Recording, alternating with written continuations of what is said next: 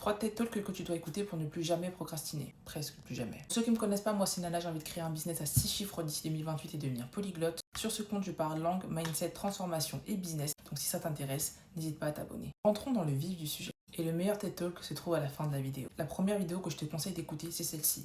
A simple way to break a bad habit. La manière dont l'intervenant parle, en fait, il parle du sujet comme quelque chose de tellement simple à résoudre que même vous, en fait, vous allez vous poser, vous allez vous dire, ah ouais, en fait, il suffit vraiment que lorsque je vois que je procrastine, que je suis bloquée, il faut juste que je change 2-3 choses dans mon comportement pour complètement arrêter mes mauvaises habitudes, pour complètement arrêter de procrastiner, pour complètement arrêter de rester dans cette boucle, en fait, qui peut te créer du stress, de l'anxiété, qui peut te faire perdre confiance en toi et qui vont ensuite te faire regretter toutes les années que tu as perdues à trop réfléchir. Le deuxième TED Talk dans le même sujet que je te propose, c'est la théorie de l'estime de soi, la clé pour comprendre et surmonter la procrastination. La description commence par près de 80% des étudiants estiment que la procrastination est un problème majeur. Et lorsqu'on sait aujourd'hui que les problèmes mentaux des étudiants, des jeunes professionnels, des personnes qui veulent avancer dans la vie est souvent lié au fait qu'ils ne sachent pas ce qu'ils vont pouvoir faire plus tard, à l'avenir, à tout ce qui est lié à Parcoursup, leurs vœux, où est-ce qu'ils vont finir, quelles études ils vont faire, est-ce qu'ils vont réussir dans la vie. Toutes ces préoccupations-là créent du stress, de l'anxiété, de la peur et bloquent mentalement beaucoup de personnes à se lancer et à avancer dans leur vie et dans leurs projets. La vidéo-là est pas très longue, elle dure 20 minutes,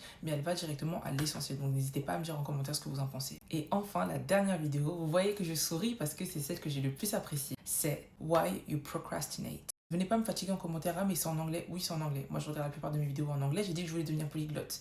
Et de toute façon, parler anglais, c'est la base aujourd'hui, donc vous devez vous y mettre, ok? Donc, Why You Procrastinate and How to Still Get Things Done. Celui-ci, c'est le plus marrant, c'est le plus interactif, je trouve. C'est aussi le plus drôle. Vous comprendrez mieux quand vous verrez la vidéo, j'ai pas trop envie de vous spoiler. Mais il parle de la procrastination, il crée des schémas pour que vous ayez des visuels, que vous compreniez mieux ce qui se passe dans votre tête. Grâce à cette vidéo-là, j'ai eu un pic de dopamine qui m'a permis de me lever et de travailler. Donc, bien évidemment, ces vidéos-là vont vous permettre d'être motivé, de vous lever.